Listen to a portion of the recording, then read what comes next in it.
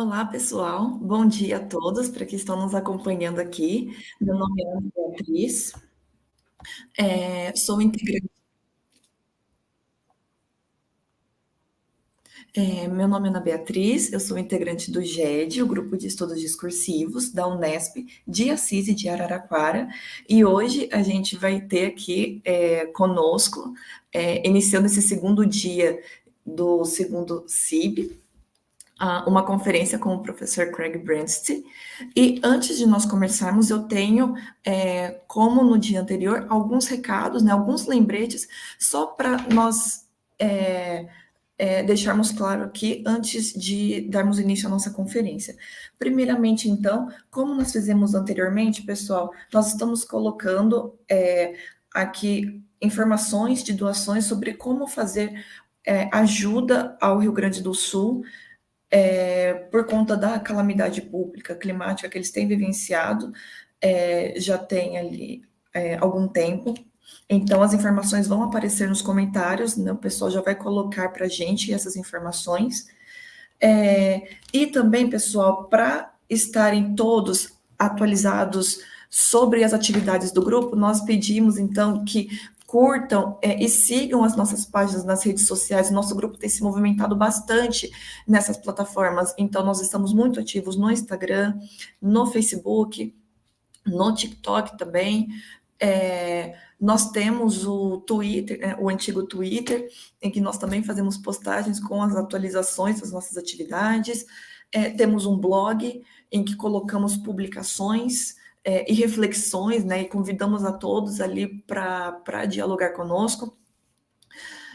E também temos o nosso site que está em construção, tem informações ali sobre todas as nossas parcerias, sobre os integrantes do grupo, todas as publicações ali, todas as nossas atividades, né, diversas atividades em diversos níveis, né, com alunos desde o ensino médio até o pós-doutorado. Então, há muitas atividades, há muitas informações aqui, que a gente está sempre postando, né? Estamos sempre movimentando e alimentando essas plataformas, tá bem?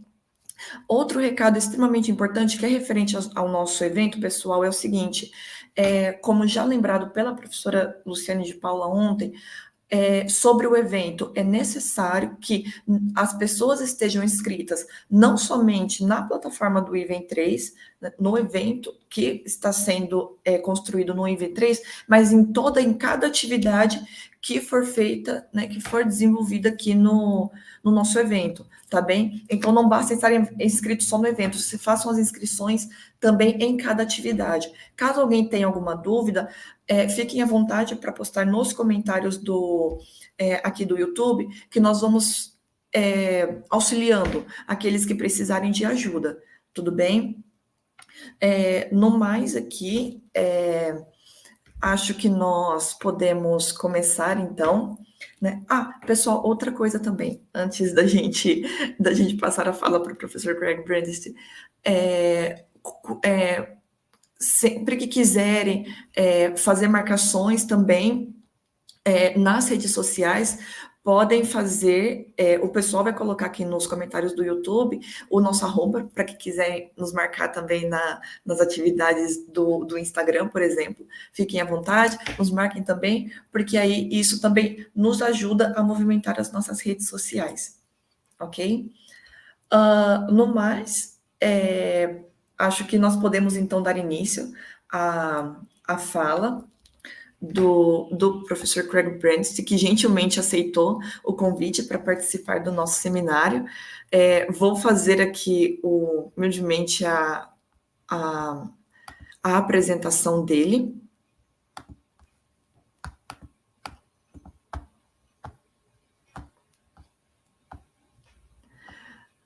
Professor, então, Craig Brandst, ele é diretor do Bakhtin Center e professor do Departamento de Russo e Estudos Eslavos da University of Sheffield, no Reino Unido. Especialista também em teoria cultural e história de intelectuais russos e soviéticos, reconhecido internacionalmente por suas reflexões em torno do chamado Circolo di Bachtin. Seu trabalho se encontra numa extensa publicação de livros, capítulos e vários artigos em periódicos, que são resultados de mais de 10 anos na Universidade de São Petersburgo, na Rússia, e também na Universidade de Jyväskylä, na Finlândia. Como pesquisador, ele tem como foco as várias questões relativas à sociologia da linguagem desenvolvida na União Soviética e suas fontes intelectuais, o estudo das intervenções nos conflitos linguísticos e projetos em instituições acadêmicas, a importância da Rússia pré-revolucionária e as ciências da linguagem europeia para os pensadores soviéticos. Então, pessoal, feitam essa breve introdução, esse breve resumo aí sobre a vida do professor, eu passo a palavra a ele. Professor, once again, thank you so much for your contribution and your participation here on our seminar. Whenever you are ready, you may start. Thank you. Okay, thank you very much, and thanks for inviting me. And unfortunately, my Portuguese is not up to giving us in anything but English at the moment, but I'll try to speak slowly and hopefully everybody will understand most of what I have to say.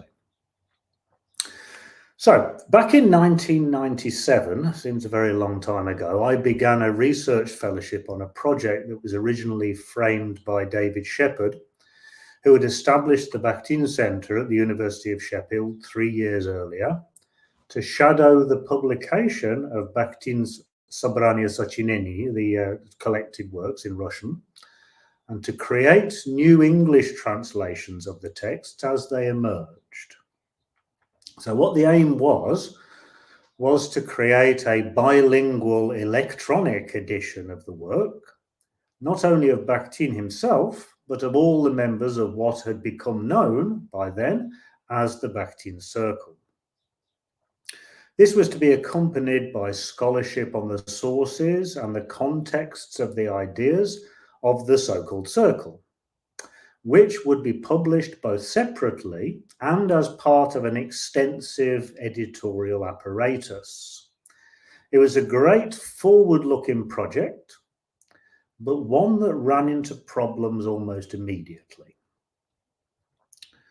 Now, volume 5 of Bakhtin's collected works appeared, and then the edition was paused for a number of years.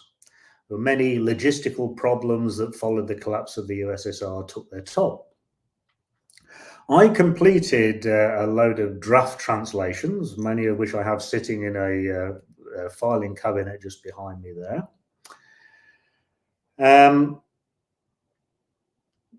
But copyright issues arose almost immediately. They didn't arise from Russia. The executors of Bakhtin's estate and the publishers of the new Russian edition were quite happy with the project.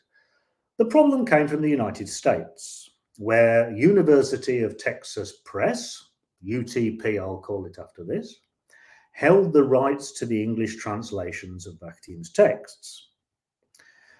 Now, the idea of the electronic edition was not well understood by UTP at that time, who thought we were simply going to publish the texts on the internet for free, if only we could have, and in so doing to undermine their profits from the editions of the work that they had published in the 1980s and 1990s.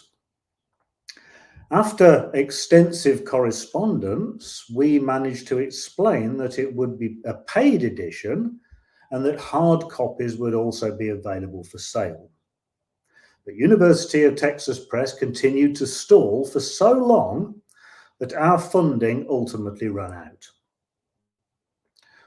We explained that some of the editions that were in circulation, the English editions that were in circulation, especially that edition known as the Dialogic Imagination, were, as Carol Emerson now readily acknowledges, deeply problematic. The translations were badly flawed, the editorial apparatus was inadequate, and that we needed new editions. But University of Texas Press was still making money from the old editions, and they wouldn't allow them to be replaced. Therefore, the old inexact translations continued to popularize the ideas of Bakhtin as understood by conservative literary scholars in the United States. And they continued to circulate. And they encouraged a distorted understanding, and I think they encouraged applications based on resemblances with American new criticism more than on historical and philosophical grounds. Now, these texts were very readable, and that in itself was a problem, and it gathered a considerable interest among scholars in various areas and among graduate students, of which I was one at the time. The main effect, though, was to encourage application heedless of philosophical basis of the ideas, a rather eclectic combination, and to encourage an eclectic combination with theories that resembled them on the basis only of superficial parallels. This certainly fueled the market for the translations of Bakhtin's work, and led Bakhtin to become a standard reference point in various areas in the humanities and social sciences, sometimes contributing productively, but more often becoming diluted to the point at which the critical edge really was lost. The bewildering variety of application of the notion of carnival, for example, was one obvious case in point. Now, I know that similar problems were apparent in translations into many European languages. Sometimes I know that some translations were translations of translations.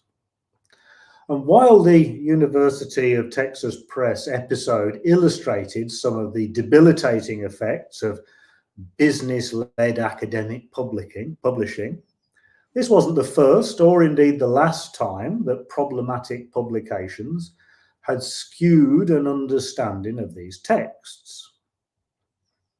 The posthumous publication of many of Bakhtin's works in Russian presented texts that came from various different periods, but presented them out of order. So the early texts appeared after the later texts. And then we had texts that were in various stages of completion. They were presented as if they were completed texts, or they were all of a piece. There was little acknowledgement of the serious textological problems that were involved.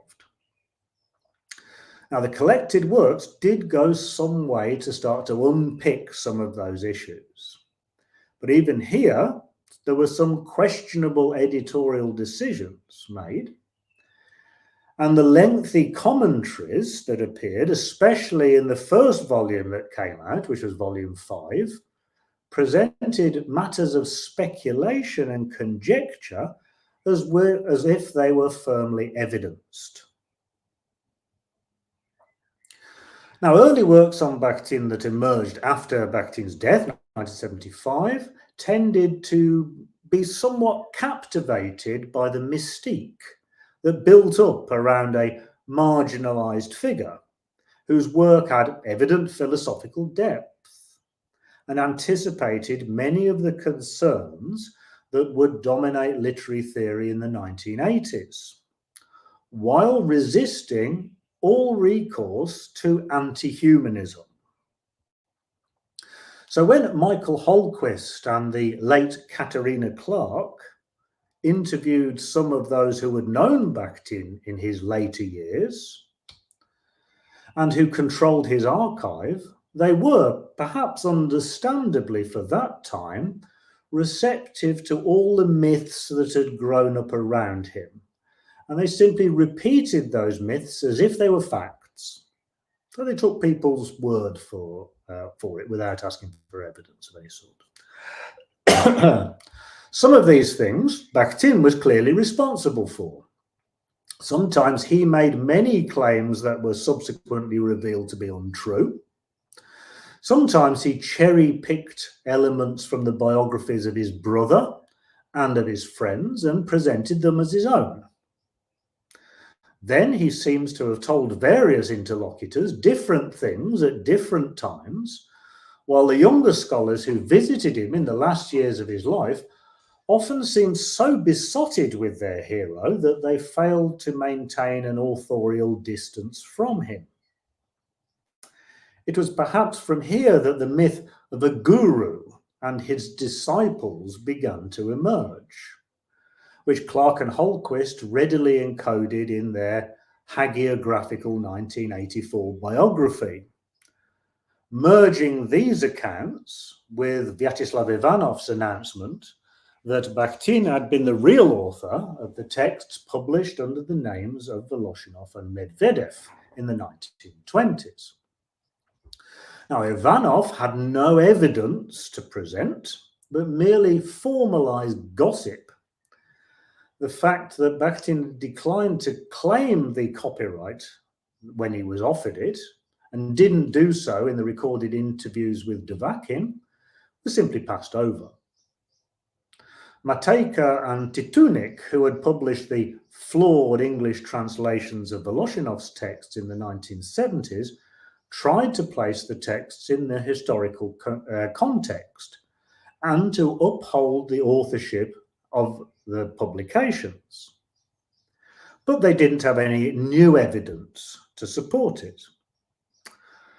Of course, the burden of proof surely fell to those who wanted to change the published authorship, but instead the question became heavily moralized.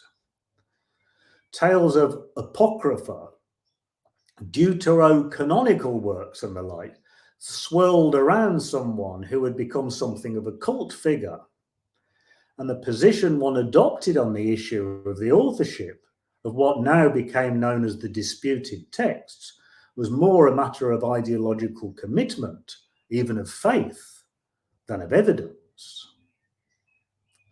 None of this aided real scholarship, either on the works of those under discussion, nor of the problems that they had explored in the 1920s and 1930s. Behind the mystifications, one might also suspect some more mercenary considerations. The heirs of Bakhtin's estate were allegedly receiving royalties for the American translations of the formal method, which appeared under the authorship of Bakhtin/Medvedev, even while Pavel Medvedev's widow was still alive, and herself in some significant financial difficulties. They had to double down on the claims about authorship, whatever the reality of the matter, and deny there was any doubt or even a question to be answered. There were ideologically motivated scholars in Russia who were only too ready to give the myths greater prominence, constructed exaggerated accounts of Bakhtin's pan-originality, dating back to the immature group of scholars who gathered in Neville during the Civil War to discuss philosophical issues and view themselves in the light of classical thinkers reflecting on first principles. The crucial thing was that Voloshinov and Medvedev were not there. And so the idea of a Neville school of philosophy was constructed as the embryo of all the works that were to follow. This was despite the fact that there was not a single published text in which the thought was supposedly embodied, just romantic speculations about some lost text, some original Dostoevsky text on which everything else had been based, but which had been lost. Less edifying, I think, was the publication of a series of works by then of disputed authorships called Bakhtin pod maskoi, Bakhtin under a mask. They came out in Russia in the 90s. These budget-priced volumes contained some tendentious commentaries claiming Bakhtin as the author, gathering various reminiscences in place of evidence, and presented convoluted narratives to circumvent but not address some of the rather more awkward evidence that was by then appearing. The first volume of the collective works also announced that a final volume would comprise these texts, and the extensive commentaries, though much more objective and sophisticated than those in this volume Podomasque, still took Bakhtin's authorship for granted and built its narrative accordingly. And this is, I think, where the Bakhtin Center project, though a central part of it was unrealized, was valuable. Our funding allowed me to spend a substantial amount of time in Russia and to build a substantial reference collection at Sheffield by scouring second-hand bookshops in Russia, Ukraine, and Azerbaijan, and posting them back to the UK, which research students and visiting scholars were able to access. Along with the works of other scholars writing in English at the time, and I particularly highlight the work of Galin Tikhanov and Ken Hershkop here, we were able to pursue the historical evidence with at least some degree of detachment. Each in our own way, I think, we began to treat Bakhtin's work as an impressive edifice, but one constructed from materials, not only that Bakhtin had not invented himself, but that had a protracted history. We began to shift awareness, I think, of the background to the ideas, problems of terminology, problems of translation. And I think we encouraged people to worry about historical accuracy, both institutional and intellectual, rather than simply to build speculative narratives to support preconceived ideas.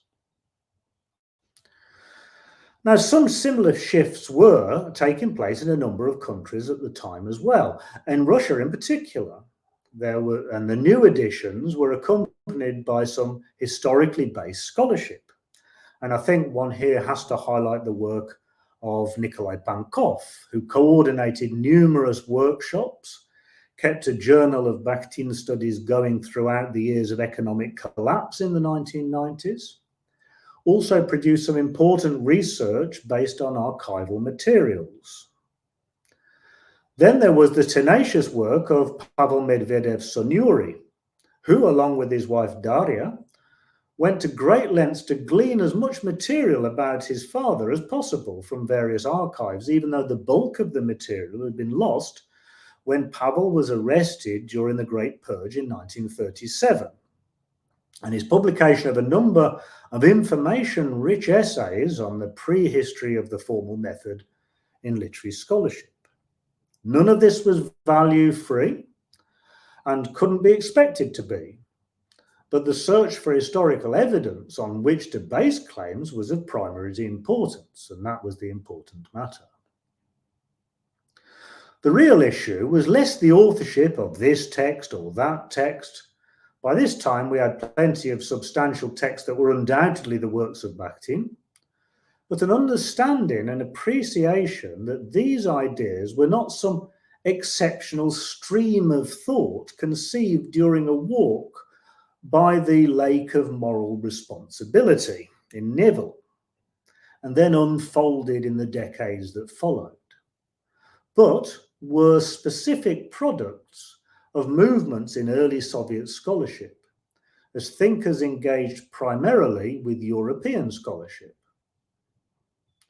One of the most important archival publications was the 1927-1928 file of the work of Voloshinov at the Institute for the Comparative History of the Languages and Literatures of the Western East, known by its acronym ILYASV, that Pankov published in 1995, and which David Shepherd and I translated into English and published in 2004.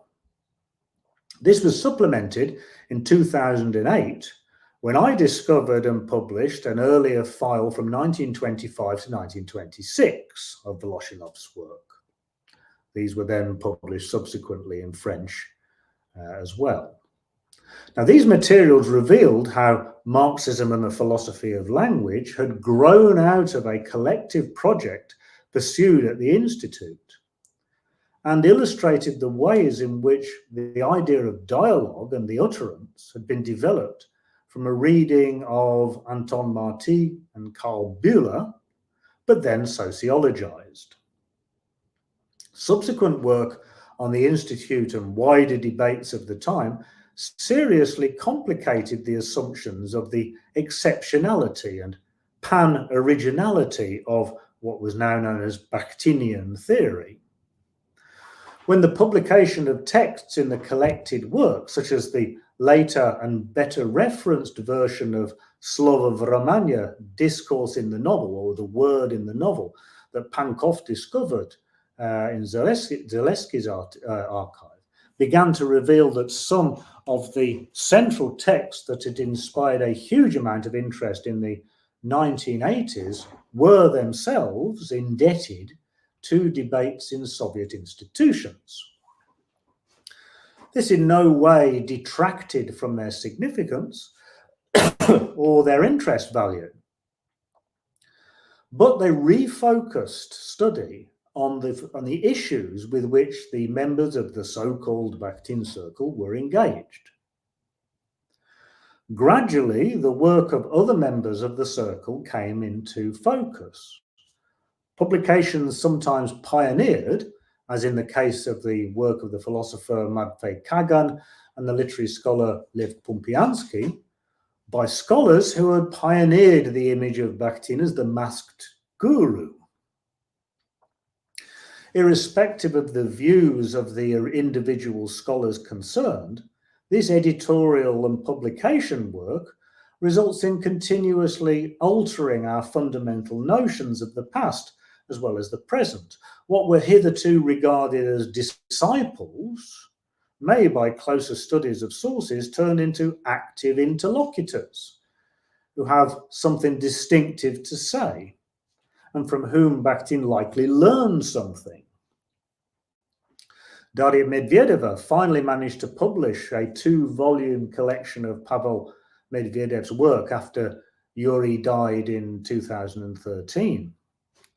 While I provided an overview of the work of the Indologist Mikhail Tubiansky, detailing his early work on Neo-Kantianism and modern Bengali literature carried out at the time he was meeting with Bakhtin and others in the early 1920s.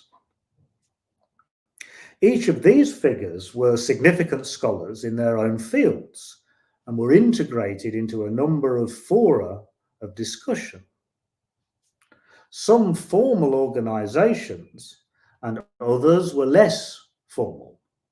The group with Bakhtin was just one of these groups. The point at which various circles overlapped, like a Venn diagram, if you like, with Bakhtin in the middle, as the constant, because health problems rendered him unable to find a regular position until later in life, and even then in a provincial pedagogical institute. The particular nature of his emerging work and the diffuse nature of his influence derived from that specific conjuncture or from that dialogic environment. Research, of course, may legitimately center on Bakhtin as the center of these overlapping circles. It may also legitimately take another point as a central one, with Bakhtin more peripheral, but it nevertheless needs to take into account the environment in which Bakhtin occupied a particular niche, if it is not to repeat the problems that derailed research in the earlier period. Now, one of the signs that the work that had been carried out shifted the field was the fact that the editors of Bakhtin's Sobranie Sochinenia, the collective works, dropped the plan to include a volume that presented the so-called disputed texts simply as part of Bakhtin's oeuvre. But the problems of the past still have after effects. The flip side of the hagiographical approach to Bakhtin is, logically enough, a demonology.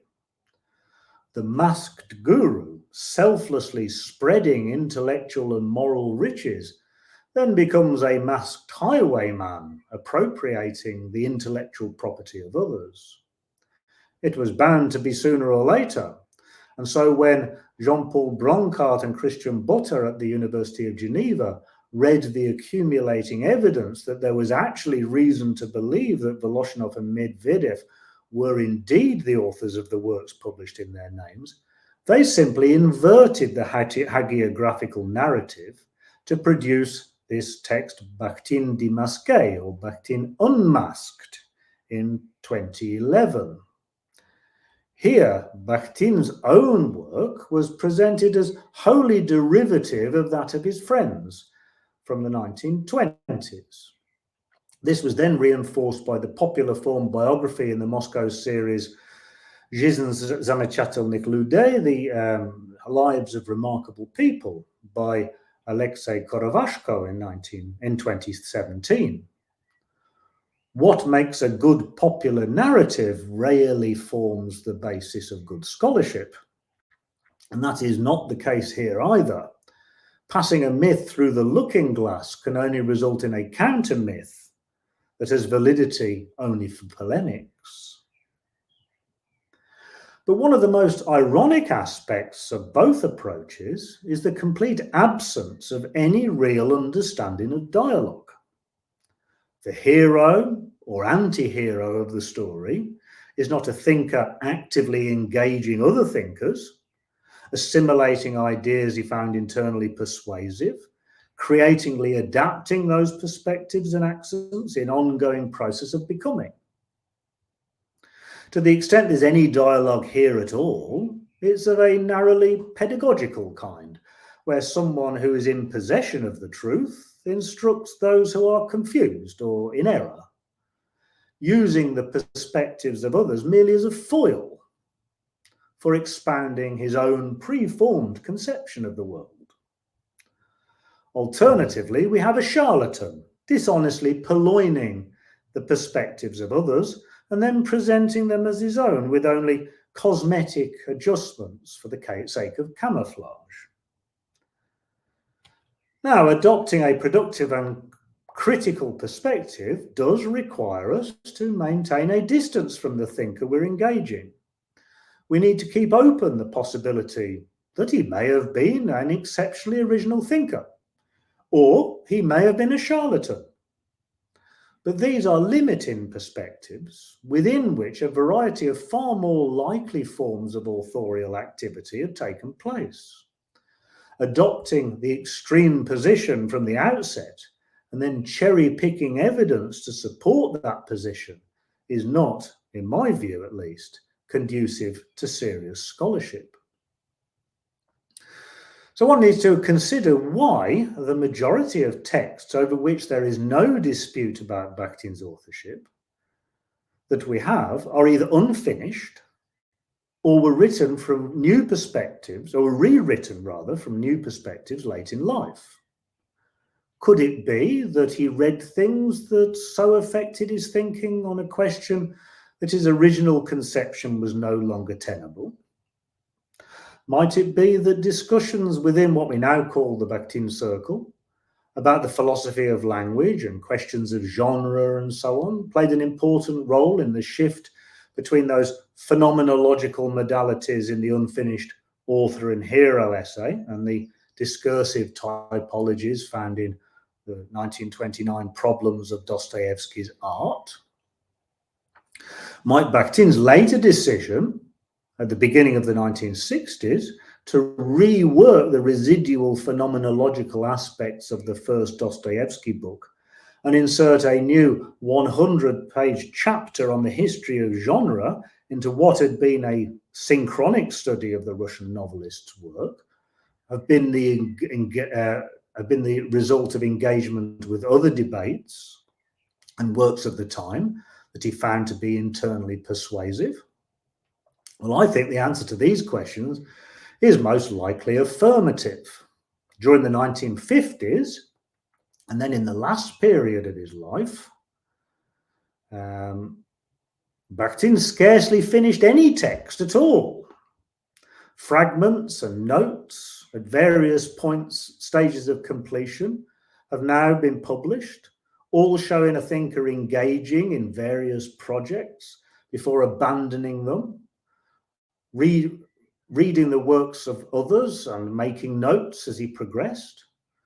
And now, in Saransk, one can access Bakhtin's personal library from the time of his death, where we see there are many marginal notes in books that give us further indications of a thinker in process, rather than someone simply expounding a view that had been developed in the 1920s. In these ways, Bakhtin resembled a very different thinker from the 19th century, one who published few full-length books. The ones he did publish were the beginnings of larger projects that he then abandoned, and which survived only in fragments.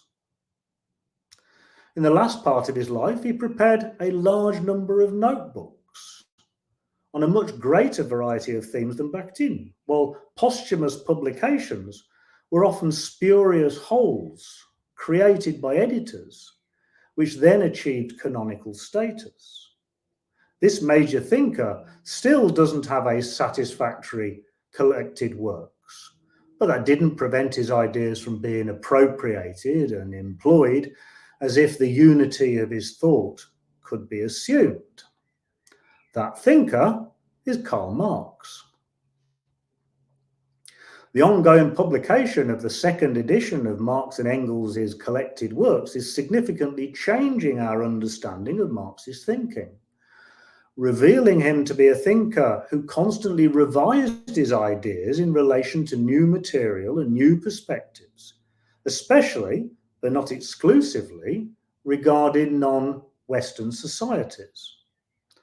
What we see is not the much proclaimed single epistemological break, such as Louis Althusser talked about, but a constant process of revision and adaptation in specific areas of his thought that ultimately affected the overall structure of the ideas. As a result, Karl Marx is revealed to be a rather more interesting, dialogic, creative thinker than had hitherto been assumed. And I think the same goes for Bakhtin, whose work is quite varied, but much narrower in scope and limited to a smaller number of problems than that of Marx. When we detect tensions and inconsistencies in Bakhtin's work over his career taken as a whole, this isn't something we should be seeking to explain away by thinking up some convoluted, ultimately romantic narratives positing some lost text, like the lost original Dostoevsky study, supposedly dating back to the time of the putative Neville School. Rather, I think Bakhtin is too much of an open, dialogic and creative thinker to have worked in any other way, but through constant revision, false starts. And this is what we see in the collected works, if only in partial form. Bakhtin's works, like the novels he analysed in his later works, are stratified phenomena, where earlier and later conceptions often coalesce uneasily. In fact, I think Bakhtin's work is rather more interesting and valuable because of the ongoing process of rethinking problems through in the light of developing field, opening up a range of questions that he's only partially able to answer than if he had been a narrower but more consistent thinker. So where does that leave Bakhtin's studies today? Well, we have more reliable texts on which to work, but the archive itself still has not fully been catalogued by the staff at the Lenin Library and made available to researchers. The previous history of the archival material being held by individuals with their own agendas and the editors of the collected works never having access to the entire collection placed severe limitations on research. But nevertheless, we've come a long way. We've had a real sense of some of the Russian and European scholarship that Bakhtin drew upon. This was determined largely by finding textual parallels and following up anecdotal evidence, but some of the notebooks have been revealed and marginalia in Bakhtin's library collections have now also been revealed. When the archive is fully accessible, we can expect some significant advances in this area. But until then, progress is likely to be incremental, and we should avoid the temptation to compensate with excessively speculative constructions. Unfortunately, it seems the private archives of Voloshinov and Medvedev have been lost, but we do have a fair amount of archival material from institutions in which they worked, and that's significant enough to give us a general understanding of their own work. A reasonable amount of material by Matvei Kagan, Lev Pumpiansky now have collected and published. Turbiansky's work from the time of his involvement in the Circle, when he was working simultaneously on Marburg Neo-Kantianism, modern Bengali literature and Mahayana Buddhism, is now coming into focus. All this surely points us towards the richness of early Soviet intellectual culture, of which the members of the so-called Bakhtin Circle were participants. But those reliant on material available in non-Russian languages are in a more challenging position, given the problems with translation and publication with which I began my talk today. Of course, there have been very valuable uses of what we might broadly call Bakhtinian ideas by scholars without such access, employing specific insights in areas such as pedagogical theory, applied linguistics, philosophy, literary and cultural studies, and the like. Some of the more ambitious attempts to create an overarching Bakhtinian approach to entire fields have, though, predictably yielded more limited results, or more mixed results, perhaps best to say. Even those who had access to earlier Russian materials precipitated themselves in making rather grandiose claims. Gary Saul Mawson and Carol Emerson's creation of a prosaics is one such example, as Carol Emerson now readily acknowledges. Not only were many applications constructed on the basis of flawed translations, which did not really understand the provisional natures of the texts themselves, that they were rooted in particular debates in a particular time and place, or the fact that the Russian terminology that Bakhtin and others used were often provisional attempts to render German philosophical terms in Russian. The resulting terminology consequently had a range of associations in Russian that may or may not have been deliberate. As Bakhtin himself reminded us, the semantic depths are potentially bottomless. Employment of Bakhtinian ideas thus needs to be more tentative, I think, and critical than has been common. And one needs to take particular care when combining them with ideas by other thinkers. Now, this sort of combination is, of course, a vital part of creative thinking. Bakhtin did it all the time. But the philosophical basis of the ideas need to be taken seriously if one is to produce robust constructions. An attention to intellectual history is therefore fundamental, but we do need to acknowledge this is still hampered by the state of the translations. The Bakhtin Center project to create a unified translation with critical apparatus still remains an unrealized necessity, I think. New translations in English of previously unpublished materials have been appearing in recent years, and they're generally of pretty good quality. But there's still no overarching project to create a unified English language corpus with a critical apparatus of the kind that we had in mind in the 1990s. And I'm not aware of any such projects in any other languages. This is not something that would any longer be the centre of my work, though I'd be happy to contribute to any such project. Now, people know I've been critical about elements of Bakhtin's work. His adherence to philosophical idealism, the inflation of ethics over politics, the inadequacy of his attention to social institutions, and his caricature of the natural sciences as monologic. I remain critical of these aspects, and I seek to locate their sources in the particular way in which the stratifications of Bakhtin's thought came about, and the inadequacy of the social theory and materialist philosophy to which he was exposed. As I've written in a number of publications, the significance of the dialogues in which Bakhtin was engaged are more significant than any of the individual rejoinders in those dialogues taken in isolation.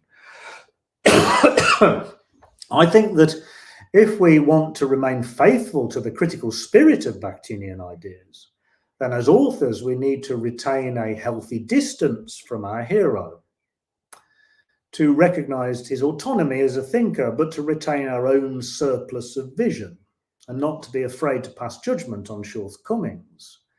It is, I think, our duty to dispute, to find fault, to transcend those we study, and especially those whose ideas we employ. Now, in recent years, I've moved away from taking the Bakhtin Circle as my primary focus of work. But in doing so, the potential and importance of the work of the Bakhtin Circle, however flawed and limited it may be in places, has come into focus.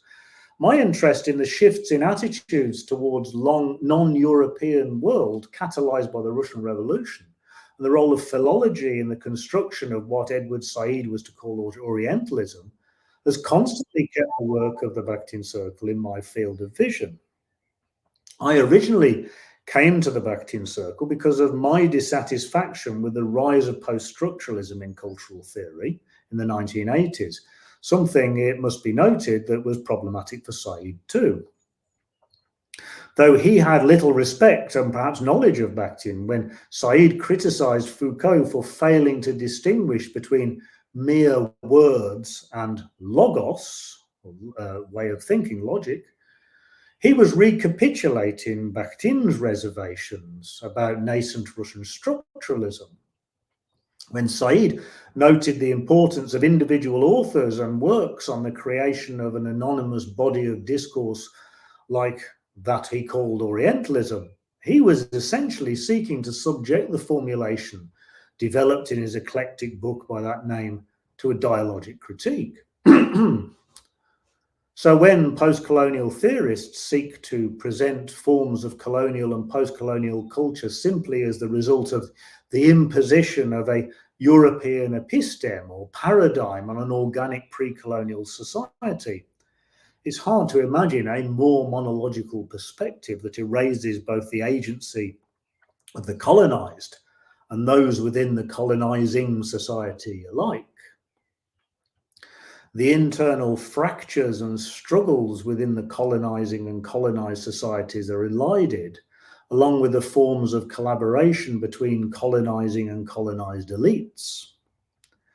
Bakhtinian ideas, I think, enable us to recognize and understand the dialogic modalities of these forms of hegemony in ways that post-structuralism fails to achieve.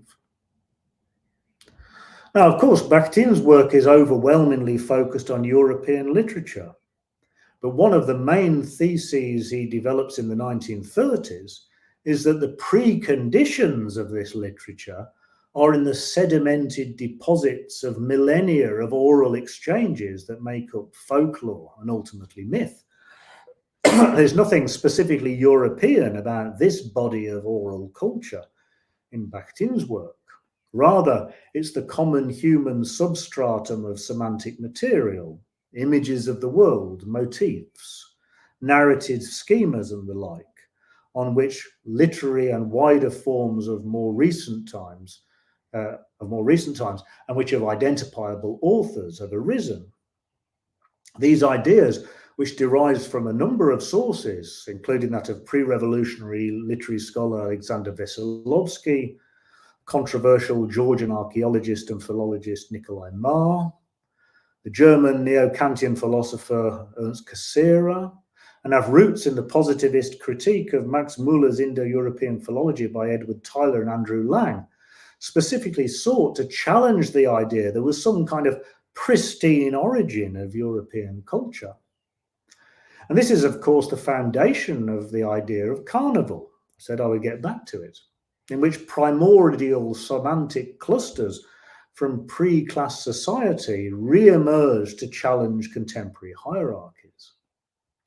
So, drawing on George Lutter's book on Rabelais, Bakhtin sees one source of the grotesque image of the body to lie in tales of Indian wonders, fantastic hybrid human forms that became part of Hinduism, which then incorporated various forms of regional folklore. Ultimately, this folk conception of the world rises from the social and the semantic depths to challenge the official view of the world, which the British Sanskritists like Max Muller saw as the foundation of Indo-European culture. They sought the original texts of European culture, while Bakhtin and others sought to reveal nothing beyond bottomless common human strata.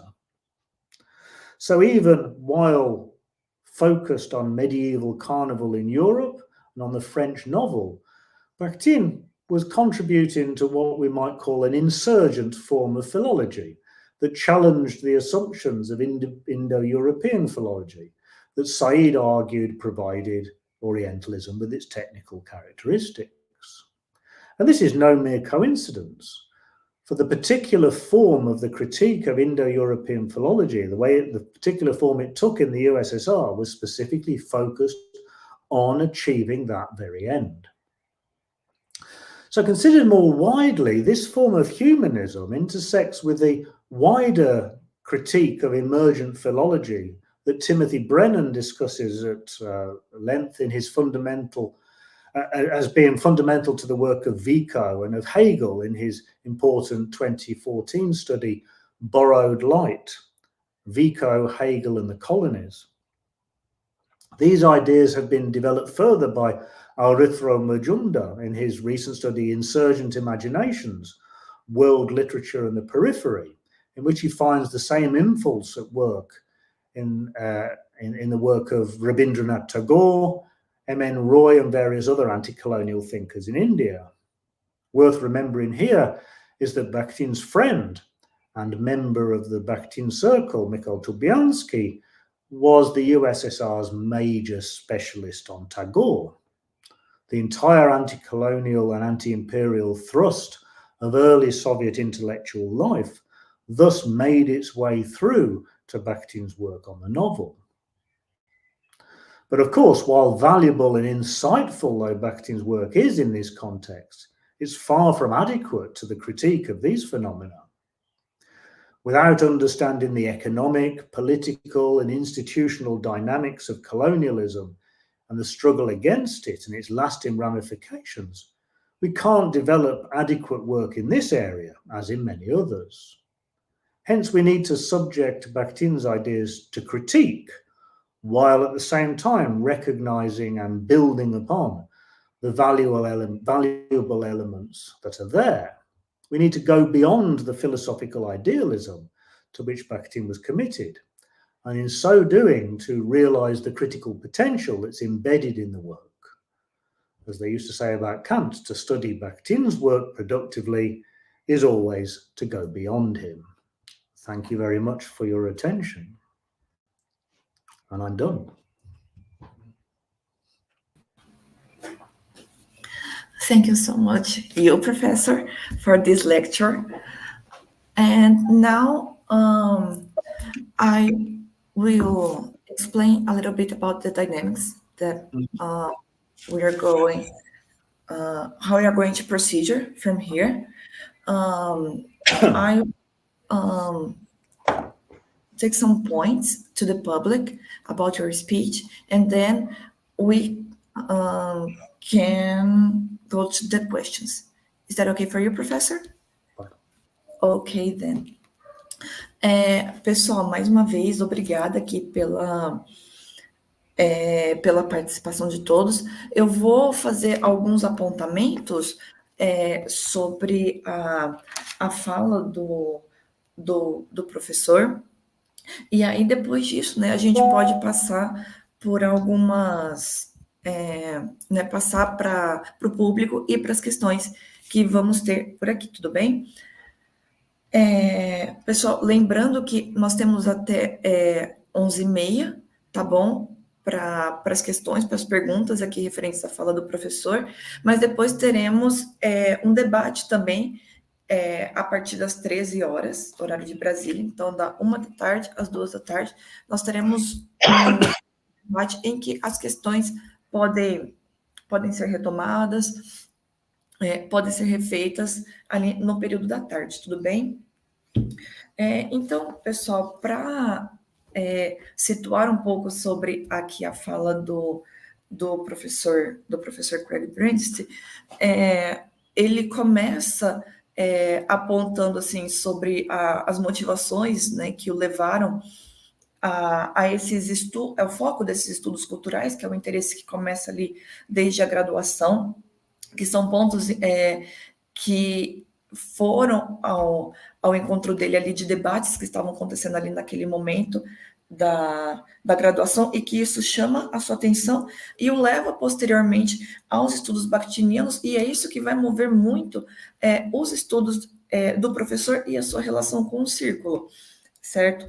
Ele vai trazer também algumas questões de problemáticas terminológicas, de problemas tradutórios, de problemas de edição, que acontecem ao se recolher alguns textos do círculo, e isso acaba por trazer assim, grandes problemas na hora de se interpretar, na hora de se analisar, de recorrer aos textos do círculo, né? Algumas questões que acabam pegando para se compreender, por exemplo, algumas concepções que foram desenvolvidas ali no decorrer dos textos do círculo.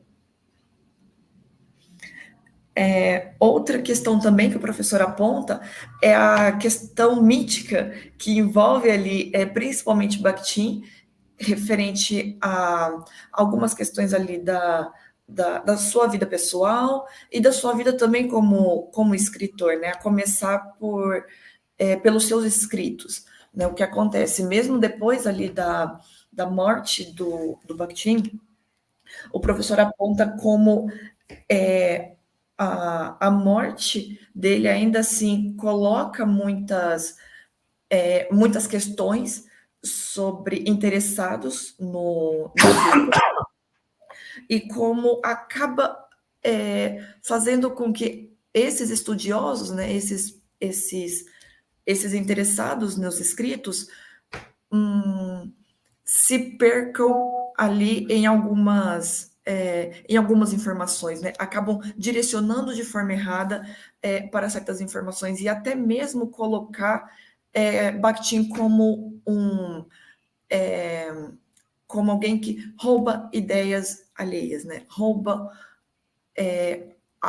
ideias de outras pessoas, né? Coisas que eram para ser atribuídas a Bakhtin, que são atribuídos a outros. Existe toda essa questão mítica que o professor ressalta e que acaba também por atrapalhar a leitura desses textos bakhtinianos. Deixa eu ver o que mais.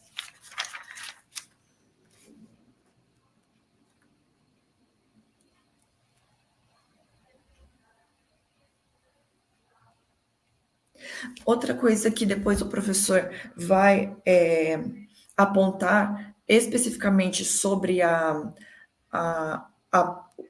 produção do círculo e o modo como as ideias, principalmente assim de Bakhtin, são desenvolvidas, é a possibilidade, né, a abertura que Bakhtin tem nos seus próprios escritos, na sua própria forma ali de fazer linguística, de se fazer, na verdade, assim, se propor ali uma filosofia da linguagem, a abertura que se tem na obra dele, né? Ao mesmo tempo que nós temos ali o autor, né? O professor traz como exemplo a questão de Dostoiévski.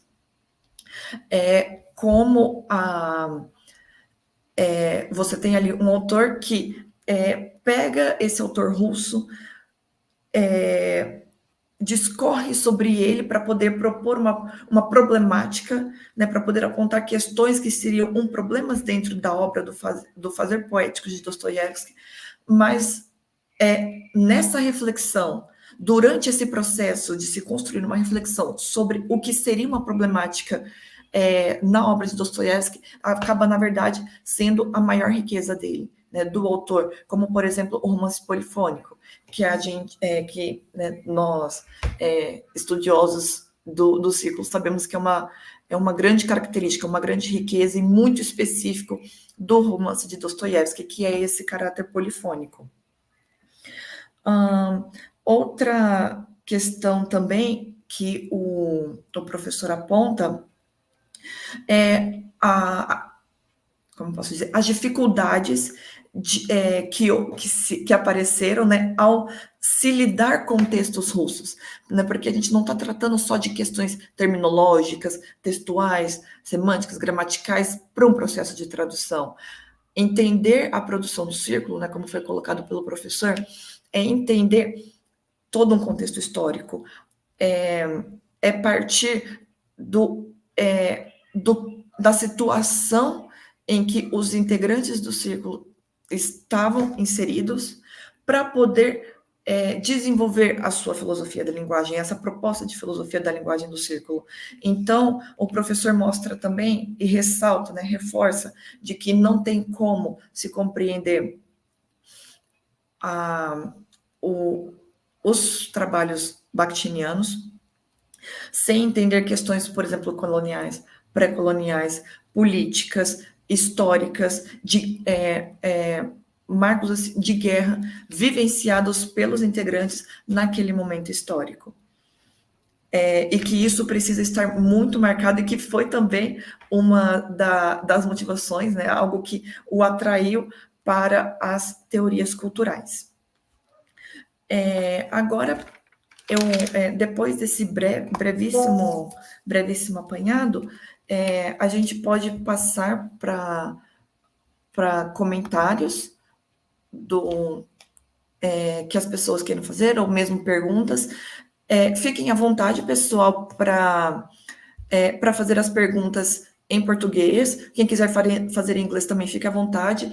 Todas as questões vão ser passadas aqui para o professor no comentário, então ele vai conseguir visualizar também, ok?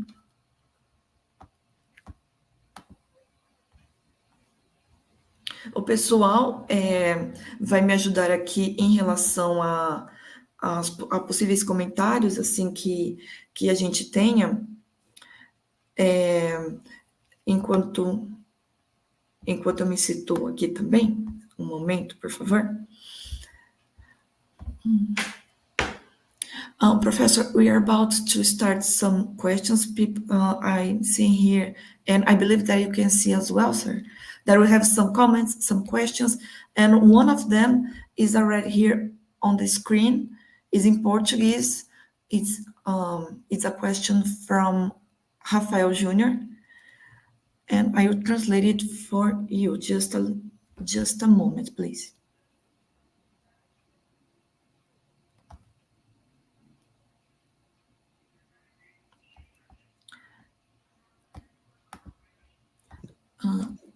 Rafa, uma ajuda, por favor. Pode colocar aqui no chat privado, porque eu não estou conseguindo, por algum motivo, ver a pergunta inteira.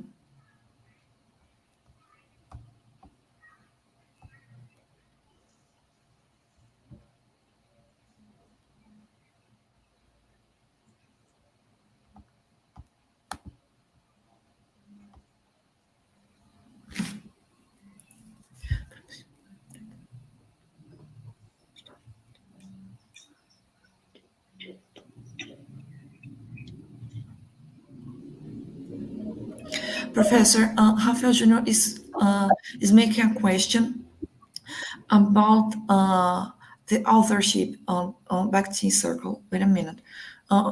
Here he says, and I quote, Professor, discussing a question about authorship nowadays in those two ways mentioned by you wouldn't be a form to reaffirm the academic structuralism, the Western academic structuralism that can contradict the concept of authorship defined by Bakhtin in his work?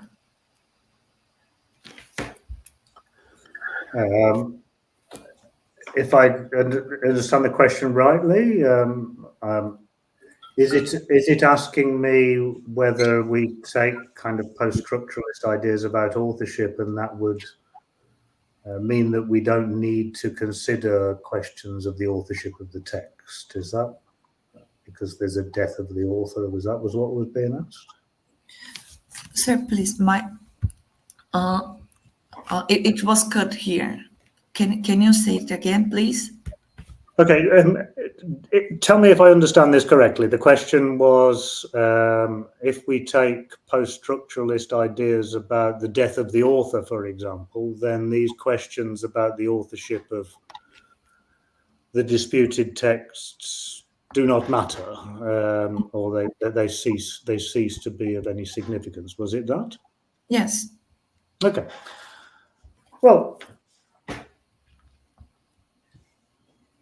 this sort of reminds me of the kind of position that was, I can't remember, was it Arbatov who said that had Pushkin never lived, then the works of Pushkin would have been written anyway.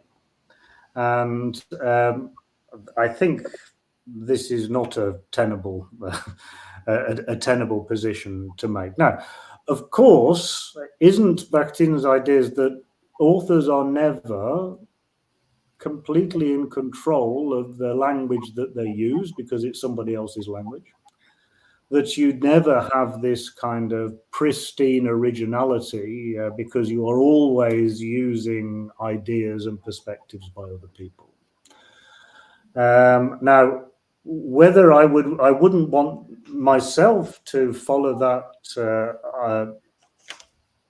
So that retains, one of the attractive things about Bakhtin's ideas here is that it retains the notion of agency, that people nevertheless have some kind of active relationship to the ideas and the language that they are using, rather than simply being passive mouthpieces for those ideas. Now, I think he's right on those kinds of questions. And you see, I mean, my purpose here is not to say that we need to take a position on these authorship questions, but we need to acknowledge there is a question. And we need to acknowledge that these works were contributions to the debates of their time, and they need to be understood in that way. What shouldn't happen is that we shouldn't decide, well, Bakhtin wrote all of these things and we don't need any evidence. We'll just repeat that as a matter of faith. Yeah, because that doesn't seem to me an intellectually coherent position. So I think the matter of authorship matters. I don't think it is ever going to be fully resolved. But there simply is there is not sufficient evidence to change the published authors as the primary people responsible for it. And we are all responsible of the things that we say, even though we cannot control what people understand by all of those things. And I wouldn't want to... if somebody comes out with racist ideas, we can't say that, okay, it doesn't matter who came out with those racist ideas. It does matter who comes out with those racist ideas. And the same in this matter, it does matter who wrote them. But the important thing is that they were contributions and to debates that were going on in particular times, in particular contexts. And I think only under those circumstances can we fully understand them. And, exactly who sat and wrote them out, under what conditions, I think is less important than understanding that process from which they arose by people actively engaging with each other. Ok. Pessoal, para a resposta do professor, ele disse que ainda assim um foco muito grande nos estudos que se dedicam a determinar a questão da autoria, e que isso sim é uma questão bastante importante de ser tratada e de ser discutida, mas que também não pode, que isso não nos impeça de ver um cenário maior, e não vou dizer mais importante, mas assim, tão importante quanto, que é a questão do que se diz. Não podemos, de forma alguma, como o professor colocou, ignorar quem disse. Ele deu até um exemplo bastante interessante, assim, de uma fala racista, né, de uma questão racista, sobre o racismo. Não podemos dizer que não importa quem disse, não é assim que acontece. Importa muito, muito bem quem diz, né? O próprio Círculo vai nos dizer o quão importante é esse enunciado situado, né? Quem diz, para quem diz, como diz, porque... mas que também precisamos, da mesma forma que atribuímos e especificamos quem disse o quê, não nos impedir de ver e analisar com mais cuidado o que é dito. Em resumido, é isso.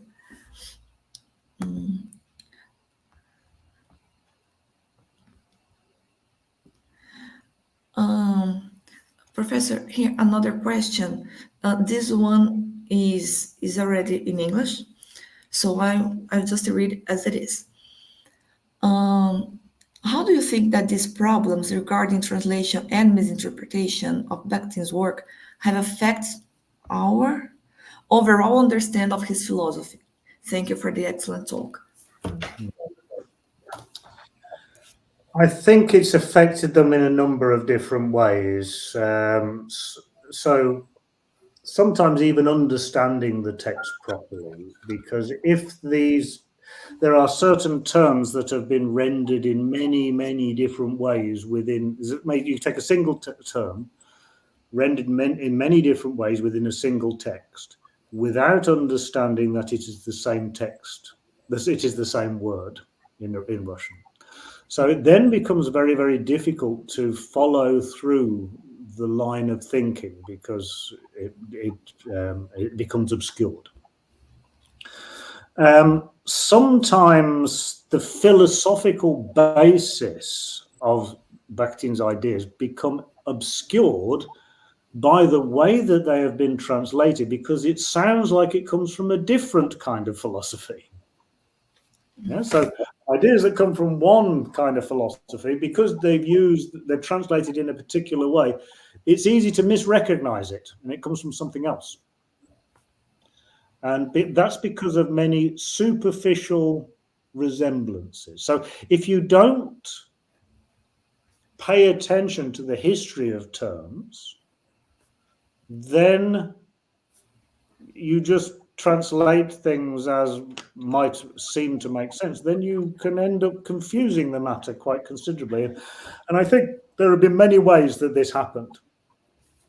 One, for example, I always think it's kind of problematic that this essay, Slovo Romania, literally the word in the novel was translated as discourse in the novel. Now, the thing was that discourse was very popular in 1981 in terminology, especially associated with the ideas of Michel Foucault. But discourse that means here, slova, is absolutely not the discourse of Foucault. And this, I think, then led people to think, well, we can just combine Foucauldian ideas and Bakhtinian ideas because they're the same, but they're not. They are fundamentally different. So I think, especially, I think for younger scholars who maybe didn't have the experience and understanding that they needed to be very careful with these things, perhaps perpetuated problems based on the problems in the translations. So it's a real issue, a really serious issue. And it's a serious issue not only in the translations from Russian, but because the philosophical language that Bakhtin uses, to some extent, he was inventing. And he was inventing it as equivalents to German philosophical language.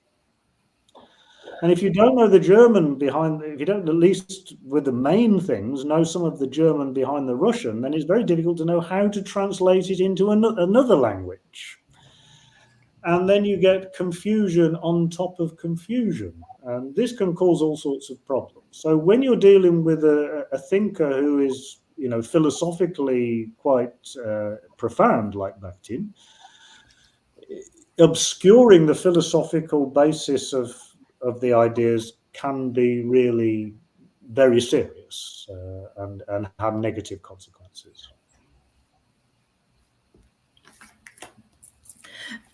Então, a partir da resposta que o professor colocou, pessoal, ele vai dizer que as traduções podem se tornar uma questão extremamente séria, porque pode influenciar, né, interferir muito na compreensão e até divergir muito as ideias. E ele vai ressaltar novamente a importância de se pesquisar, de se situar sobre o contexto de produção de determinados termos que são utilizados. Ele vai falar como que isso pode até influenciar na leitura da filosofia de linguagem que é proposta pelo Círculo, e que durante a leitura, depender de uma tradução, pode fazer com que ideias vão de encontro uma outra e divergir para aquilo que o Círculo estaria nos orientando. Ele dá o exemplo de uma tradução que utilizou a palavra discurso, mas que estava num momento, num período histórico em que a palavra discurso era muito associada a Michel Foucault. Então, o que não era uma associação ali para ser feita, mas que a tradução orientou para esse embate, né, para esse diálogo ali de ideias. Então, assim, ele também dá um destaque para que, por exemplo, a filosofia do Círculo, ela é muito orientada, ela parte muito da filosofia alemã, né? Então, precisamos nos situar sobre essa filosofia para que a gente tenha uma melhor compreensão, um melhor entendimento das leituras de Bakhtin e da sua filosofia de linguagem.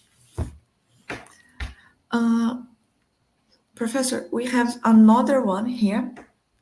It's from Emerson Tadeu.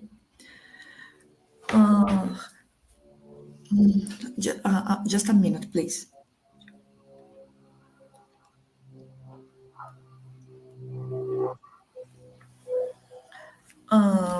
Being Bakhtin, a Russian thinker whose works were more aligned to contrary to the government, how was the reception of his works? Left wing. Being Bakhtin, a Russian thinker with a thinking more aligned to the left-wing government, how was the reception of his work in university from the United Kingdom? I don't know as I quite understood that. So Bakhtin is a Russian thinker. May I repeat it, Professor? Please try again. I'm so sorry. That's all right. This is not easy. Emerson wants to know how was the reception of Bakhtin and his work on universities from United Kingdom, and he being a thinker, a Russian thinker who is more inclined to the left-wing ideas. Okay. And ideology. Okay. The reception of Bakhtin's ideas in Britain is an interesting question. Partly because there was a tradition of anti-Stalinist Marxism in Britain that had some intellectual power in journals like New Left Review, and then there were people like Raymond Williams and Terry Eagleton and so on. So anti-Stalinist Marxists. Now, when Voloshinov's book becomes available in English, 1973, some people pick up on that. Stuart Hall, who was on the New Left Review editorial board, then it becomes integrated into the ideas of cultural studies quite quickly. Especially because there is a certain populist dimension to Bakhtin's ideas. So that was kind of quite popular at that time. So left-wing intellectuals in Britain were quite open to Bakhtin's ideas. Now, the problem was that, or at least to Bakhtinian ideas. And so the Rabelais book, the ideas of carnival, all of these sorts of things, and then the ideas of dialogue, in as much as dialogue, as understood by Bakhtin in his works on the novel, is a kind of ideology critique. That was well received among British left-wing intellectuals working in cultural questions. So Raymond Williams, Stuart Hall, all of these kinds of things. But of course, they didn't know the history behind all of these things, and so they just kind of assimilated it into a rather eclectic mix of things. Then when Clark and Holquist's biography comes out in 1984, which basically argues that Bakhtin was some sort of anti-Marxist. And then there's the very name, the dialogic imagination, that was the name of the volume of translations of Bakhtin's central works on the novel. I think was probably chosen because it was in opposition to a book that was around at the time called The Dialectical Imagination, that was by Martin Jay, about the ideas of the Frankfurt School. Now, they were basically arguing that Bakhtin was some kind of rather conservative stroke liberal thinker. And so then there was some kind of ideological struggle that was going on in Britain over the alignment of the ideas of the Bakhtin circle, whether they were really conservative humanists or whether they were proto-Marxists and so on. So there was no kind of consensus at that time. It was pulled in different directions. The very conservative interpretation in English language scholarship came from the United States, not from Britain. It was attractive, especially to those people who. So the anti-Stalinist Marxism also meant that they were less. These intellectuals were also suspicious of, or not immediately accepting, post-structuralism and these kinds of areas. And then Bakhtinian ideas and the ideas of Voloshinov, Medvedev, all of these things were interesting to people in Britain at that time because they provided a perspective on the same problems, but not from a post-structuralist viewpoint. And that's certainly how I got into reading them.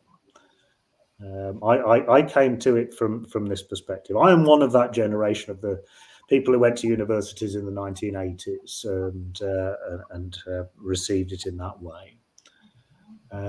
So the reception in Britain then was very much coloured by the political and intellectual environment that existed previous to it. Pessoal, eu vou pedir umas desculpas pela tradução assim, de agora, porque houve alguns cortes, eu não consegui ouvir o professor muito bem, mas do que eu consegui pegar da resposta que ele nos deu agora sobre a questão do Emerson, foi que os textos foram, sim, bem recebidos pelos intelectuais ali de esquerda na Inglaterra. Era um momento assim de muitos ideais anti-stalinistas, até assim, uma resistência assim, a Marx também. Mas houve uma boa recepção, sim. E só que não houve assim somente uma única recepção, até porque assim isso seria muito difícil assim de acontecer num contexto tão plural. O professor assim ressalta que foram muitas leituras, muitas interpretações, então isso assim acabou colocando a recepção do círculo na Inglaterra assim em várias frentes e assim com várias opiniões assim expressas, né? Tanto a favor quanto contras, muitos assim se perguntando, colocando até o círculo assim, questionando assim um posicionamento até um tanto conservador. Mas assim, de uma forma geral, pelos intelectuais daquele momento, teve uma boa recepção, sim, dos textos naquele momento histórico.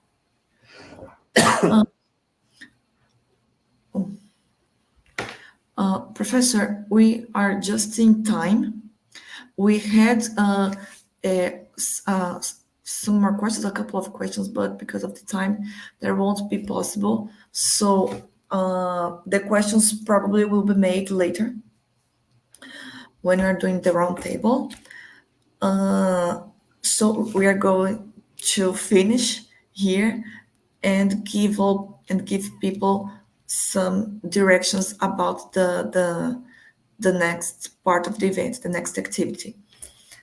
Pessoal, por conta do tempo, né, estamos bem cravados aqui nas 11h30, então vou fazer o encerramento, né, aqui da atividade. Lembrando, pessoal, que às 13 horas, 13h, horário de Brasília, nós vamos ter o debate e que agora nós vamos também dar início a uma atividade. Então, quem não se inscreveu na atividade, inscreva-se e logo após vamos ter um debate em que nós podemos retomar questões e comentários caso seja ainda a situação, caso alguém ainda tenha, ok?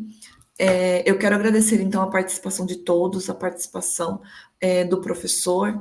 Nosso convite ressaltar que é uma honra tê-lo aqui com a gente hoje no nosso evento. Professor, thank you so much for your time, for your lecture. It was really amazing and it helped us a lot with our studies, and I am sure that people are thinking the same and are with a lot of questions with them.